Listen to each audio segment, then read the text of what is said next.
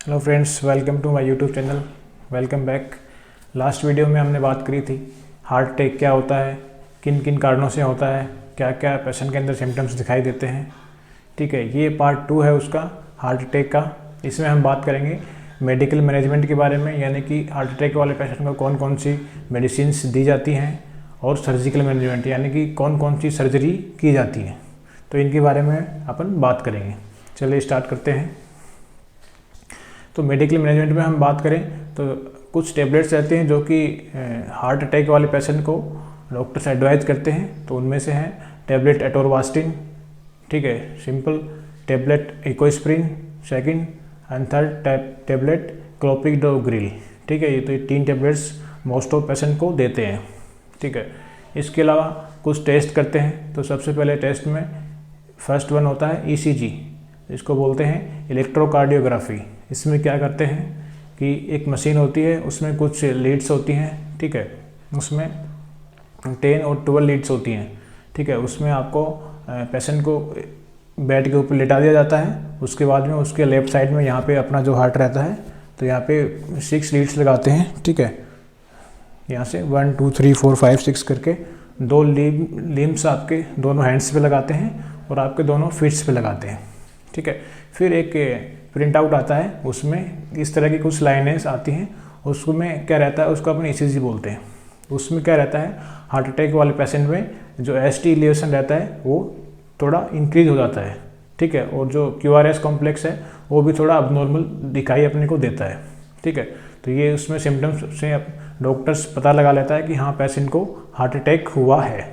ठीक है, second test होता है 2D इको, ठीक है, या फिर इकोकार्डियोग्राफी। इसमें क्या करते हैं, यह एक तरह का यूएसजी ही होता है, जैसे अपने अल्ट्रासाउंड कराते हैं।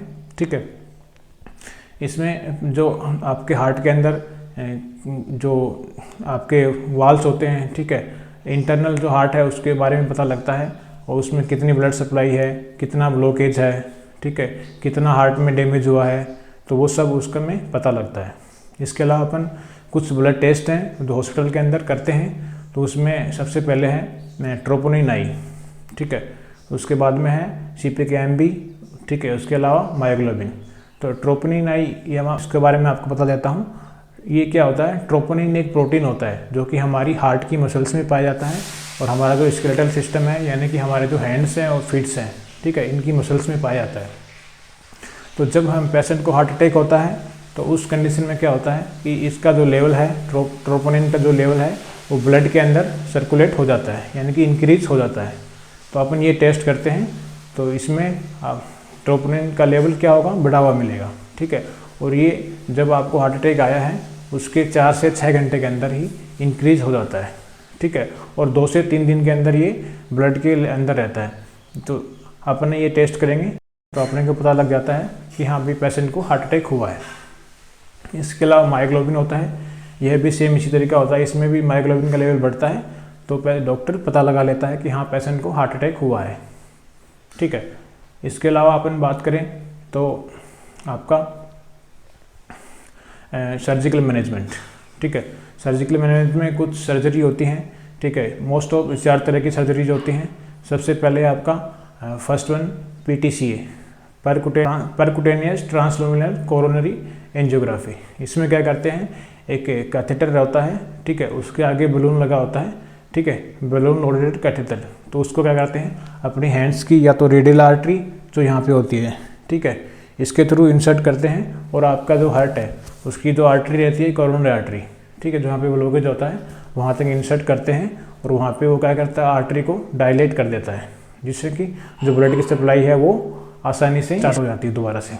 या फिर आपकी फीमोरल आर्टरी जो कि आपके जो फीमर है जो आपका, ठीक है, वहाँ से इंसर्ट करते हैं, और वो भी कहाँ पे आती है, आपके ऊपर हार्ट में आती है, कोरोनरी आर्टरी में, और क्या करती है, जो आर्टरी ब्लॉकेज है वहाँ पे उसको डायलेट कर देती है, जिससे कि ब्लड की सप्लाई दोबारा से स्टार्ट हो जाती है। इसके अलावा सेकंड है कोरोनरी एथेरेक्टोमी। इसमें क्या होता है कि एक कैथेटर होता है, ठीक है, कटिंग कैथेटर होता है, ठीक है, सेम इसको फीमोरल आर्टरी या फिर रेडियल आर्टरी दोनों में से किसी के थ्रू भी कर सकते हैं। मोस्ट ऑफ फीमोरल से करते हैं। ठीक है, तो वो इंसर्ट करते हैं और जहाँ पे ब्लॉकेज है, जो थ्रोम्बस है आपका कोरोनरी आर्टरी में, उसको कट कर दिया जाता है, जिसके कारण से जो ब्लड की सप्लाई है वो दोबारा से स्टार्ट हो जाती है। ठीक है, थर्ड वन अपन बात करें तो कोरोनरी आर्टरी स्टंट। तो इसमें क्या करते हैं, अपन जनरली भाषा में उसको बोलते हैं कि भाई उसके छल्ले पड़े हैं, है ना, नॉर्मली अपन बोलते हैं, नॉर्मली लोग बोलते हैं, तो वही है कोरोनरी आर्टरी स्टंट। इसमें क्या रहता है, एक स्टंट रहता है जिसको अपन सेम कैथेटर के थ्रू अपन इंसर्ट कराते हैं फ्यूमरल आर्टरी के थ्रू, और आपके हार्ट में आता है कोरोनरी आर्टरी में, और वहाँ पे जहाँ पे ब्लॉकेज है उस जगह पे वो फिक्स हो जाता है। यानी कि जो आर्टरी है, जो नस अपन बोले हिंदी में, तो उसके अंदर वो क्या रहता है कि फिक्स कर देते हैं उसको। ठीक है, फिर उसको कैथेटर को बाहर निकाल लेते हैं, तो वहीं पे वो फिक्स हो जाता है, जिससे कि ब्लड की सप्लाई दोबारा से रुकती नहीं है। ठीक है, वो कंटिन्यू होती रहती है।